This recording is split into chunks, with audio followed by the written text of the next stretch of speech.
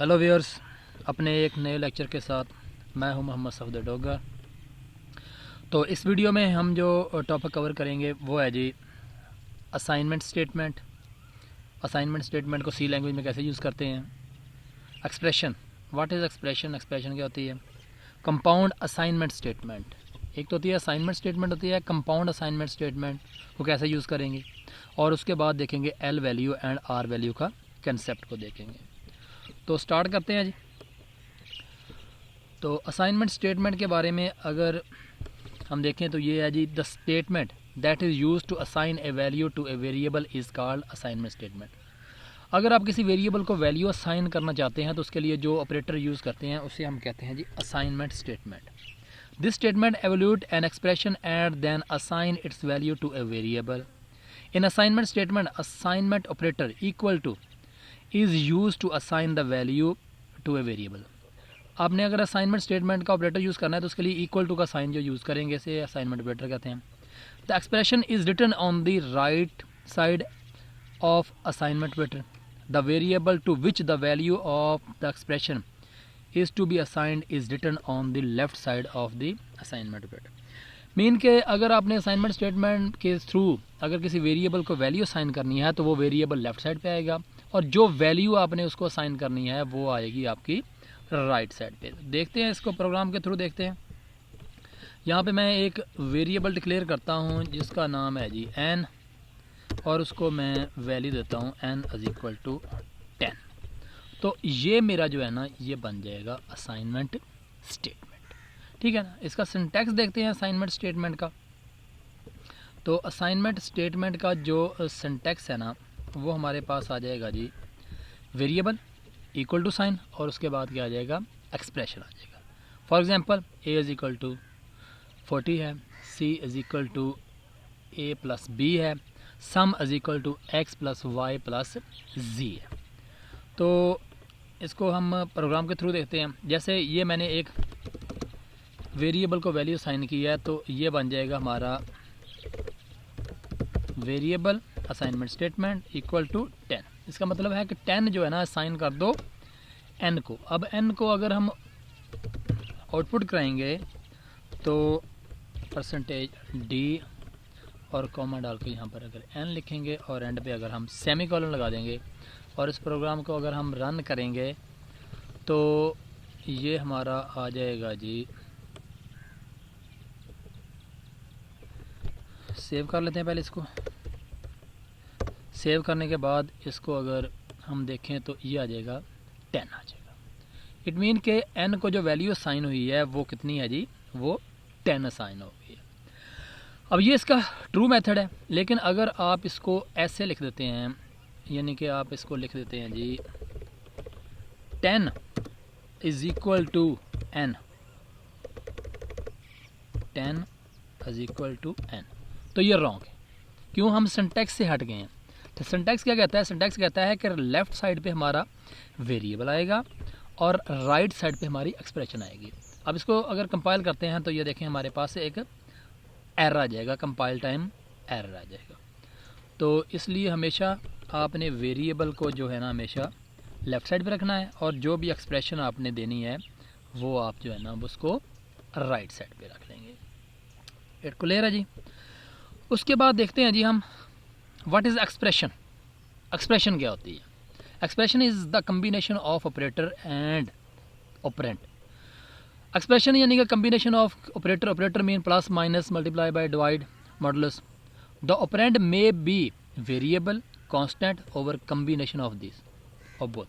यानी कि जो हमारा ऑपरेंड होगा वो क्या हो सकता है? वेरिएबल हो सकता है, वेरिएबल प्लस वेरिएबल हो सकता है, कांस्टेंट हो सकता है, कांस्टेंट प्लस कांस्टेंट हो सकता है, वेरिएबल प्लस कांस्टेंट हो सकता है। जैसे मैं यहाँ पे कहता हूँ 10 प्लस 20, ये मेरा क्या आ जाएगा? Constant plus constant. तो ये इसको वैल्यू कितनी साइन हो जाएगी? 30 वैल्यू साइन हो जाएगी।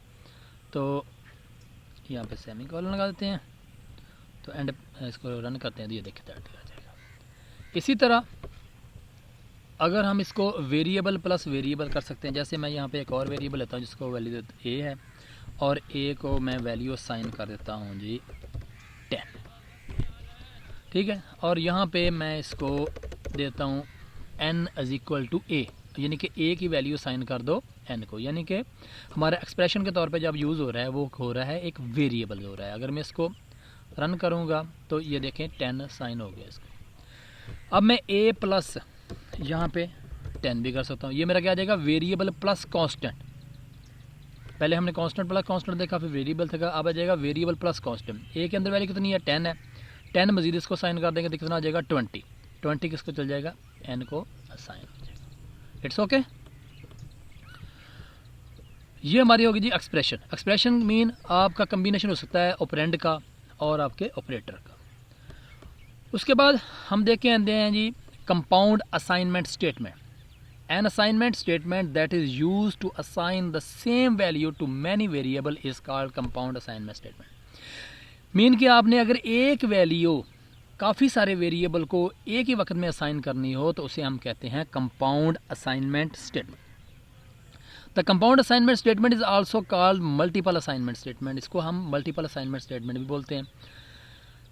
फॉर एग्जाम्पल हम एक वैल्यू लेते हैं 12, उसको तीन वेरिएबल लेते हैं x, y एंड z, और इनको तीनों को असाइन करना चाहते हैं। जैसे देखें int x, y, z, x is equal to y है, y is equal to z है and z is equal to 12 है। इट मीन के जो हमारी वैल्यू 12 है ना, वो एक वक्त में हम तीनों वेरिएबल को असाइन कर रहे हैं। तो इसका मतलब है कि आपकी जो वैल्यू है ना, या आपका वैल्यू है ना, वो है कि आपकी वैल्यू तीनों को असाइन हो रही है। यानी कि z को भी 12 साइन हो रही है, y को भी साइन हो रही है और x को। It mean x is equal to 12, y is equal to 12 and z is equal to 12। तो देखते हैं इसको भी एग्जांपल के तौर पे। यहाँ पे कोई वेरिएबल लेते हैं हम 3,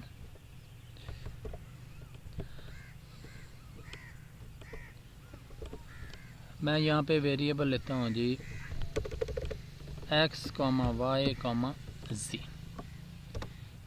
x is equal to y, y is equal to z, z is equal to 12। Print F, यानी कि यहाँ पे मैं लिखता हूँ x is equal to %d, तो यहाँ पे क्या आ जाएगा कॉमा x। इसको चला के देखते हैं जी, रन करते हैं जी, तो ये आ जाएगा x is equal to 12 है।